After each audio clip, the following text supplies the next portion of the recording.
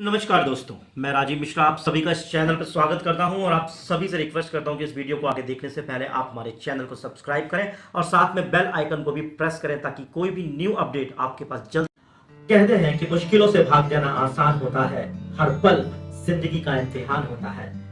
डरने वालों को मिलता नहीं कुछ भी यहाँ पर और लड़ने वालों के कदमों में पूरा जहान होता है। कल रिलीज हुई मूवी संजू के डायरेक्टर राजकुमार हिरानी शायद हम सभी लोगों को ये मैसेज अपनी इस मूवी के माध्यम से देना चाहते हैं। वैसे तो मूवी में बहुत कुछ सीखने को है, बहुत कुछ जानने को है, लेकिन दोस्तों मैं आपको जो बहुत इंपॉर्टेंट बातें इस मूवी से आपको सीखनी चाहिए, जाननी चाहिए, समझनी चाहिए ताकि हमें मूवी देखने का फायदा मिल सके। अगर आप मूवी नहीं देख कर आए हैं तो भी जाइए और अगर देख कर आए हैं तो भी आप इस वीडियो को अगर पूरा सुनेंगे तो बहुत बड़ा मैसेज आपको मिलने वाला है। तो दोस्तों इस मूवी में जो चार सबसे अहम किरदार हैं वो संजय दत्त के पिता सुनील दत्त, संजय दत्त खुद, मान्यता दत्त और संजय दत्त के एक फ्रेंड कमलेश बनाए गए। इस मूवी में सुनील दत्त का जो किरदार है वो अपने आप में बहुत ही लाजवाब किरदार है। एक पिता अपने पुत्र को किस प्रकार से मुसीबतों से निकालते हुए, या जिसे आप कहते हैं कि एक ड्रग एडिक्ट, मतलब ड्रग एडिक्ट का मतलब यह है कि उनका पूरा करियर खत्म था, उनका पूरा लाइफ स्पॉइल हो चुका था, लेकिन उस जगह उन्होंने पेशेंस से, बड़ी हिम्मत से, बड़े जज्बे से और बड़े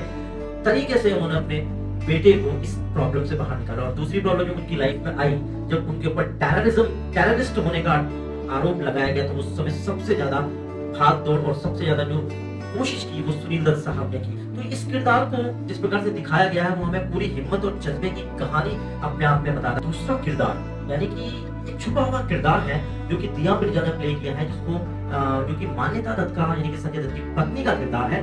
बड़ी अच्छी बात ये देखने को मिलती है कि संजय दत्त की लाइफ में इतने अप्स एंड डाउन्स आए, इनकी गर्लफ्रेंड्स उनकी लाइफ में रही और बहुत सारी प्रॉब्लम्स रही, लेकिन इन सारी बातों को संजय दत्त के साथ साथ सहने के लिए और उनका पूरा साथ देने के लिए मान्यता दत्त का जो रोल है वो बहुत ही तारीफे काबिल है। क्योंकि कहते हैं कि विश्वास इंसान की जिंदगी में उसको बहुत ताकतवर बनाता है, क्योंकि इंसान मरा करते हैं, विश्वास नहीं बढ़ता, पर नामुमकिन को भी मुमकिन विश्वास किया करता है। अगर संजय दत्त का व्यक्तित्व आज जिंदा है तो उसको उनकी पत्नी के विश्वास का बेहद बड़ा रोल है।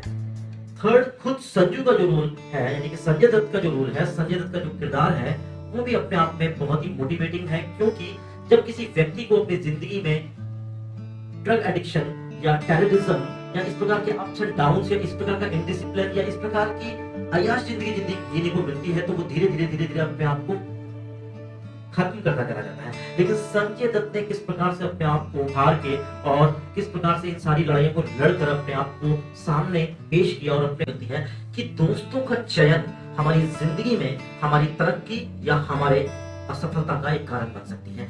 संजय दत्त की इस मूवी संजू में दो प्रकार के दोस्त दिखाए गए हैं। एक दोस्त संजय दत्त को बर्बादी की तरफ लेकर जाता है और दूसरी तरफ जो दोस्त है कमलेश, वो दोस्त उसको हर एक मुसीबत के समय में संजय दत्त को मदद करता है, चाहे वो टेररिज्म का मामला हो, चाहे वो ड्रग एडिक्शन से बाहर आने का मामला हो, चाहे वो संजू की छवि को सुधारने का मामला हो। यहाँ तक कि कमलेश नाम का ये पात्र यानी कि कमलेश नाम का ये दोस्त सुनील दत्त से भी संजय दत्त के बारे में एक अच्छी खासी जद्दोजहद बहस करता है और उनको समझाता है कि संजय दत्त केवल संजय ही बन सकता है या संजू ही बन सकता है, वो सुनील दत्त कभी नहीं बन सकता। क्योंकि सुनील दत्त में डिसिप्लिन है लेकिन संजय दत्त में डिसिप्लिन नहीं है, तो कम से कम उसको संजय दत्त तो बनने दीजिए।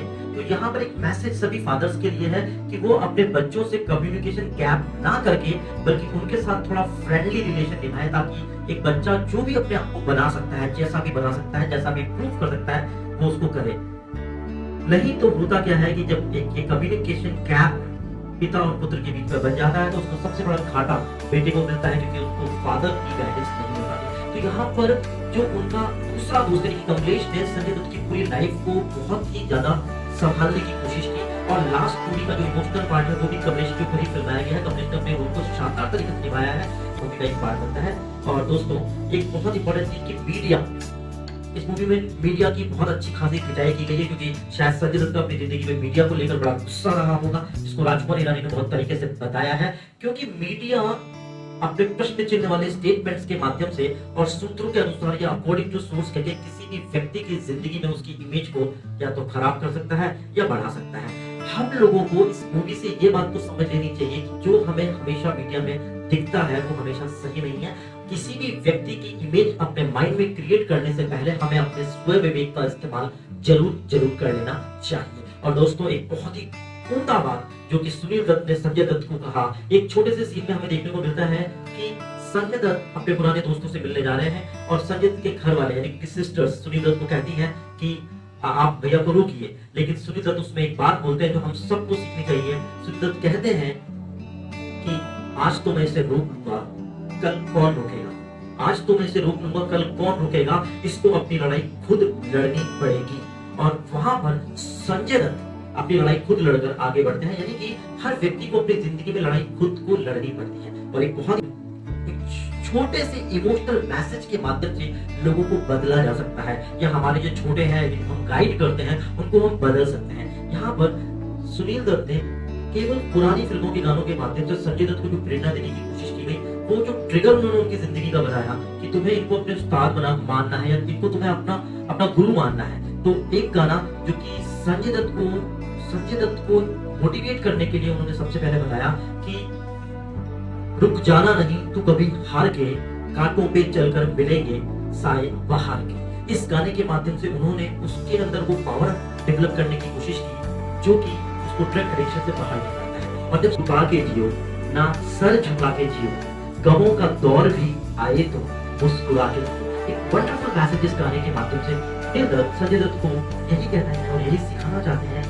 इस तीसरे गाने के माध्यम से या तीसरे उस्ताद के माध्यम से कि कुछ तो लोग कहेंगे, लोगों का काम है कहना, छोड़ो बेकार की बातों कहीं बीत ना जाए कहना। यानी कि ये छोटे छोटे से गानों के माध्यम से हम एक प्रेरणा, एक मोटिवेशन अपने स्टूडेंट्स को, अपने घर के छोटे बच्चों को हम दे सकते हैं। और ये ट्रिगर्स जो सुनील दत्त ने संजय दत्त की लाइफ में क्रिएट किए, ये ट्रिगर्स हर किसी की जिंदगी में काम कर सकते हैं, क्योंकि कई बार बहुत ज्यादा प्रेशर क्रिएट करने में वो काम नहीं होता जो काम एक छोटे से इमोशनल टच के कारण किया जा सकता है। समझिए मेरी बात को कि एक छोटा सा इमोशनल टच हमारे लोगों को और हमारे से छोटों को गाइड करने में इतना बड़ा रोल प्ले कर सकता है जो कि हम लाख प्रेशर क्रिएट करने के बाद भी नहीं कर सकते हैं। तो दोस्तों, इस प्रकार से इस मूवी से आप सभी को और हम सभी को ये मैसेज जो मिले हैं उसको हम सभी को अच्छी तरह से अपनी जिंदगी में उतारने की कोशिश करनी चाहिए। और थैंक यू सो मच। आपका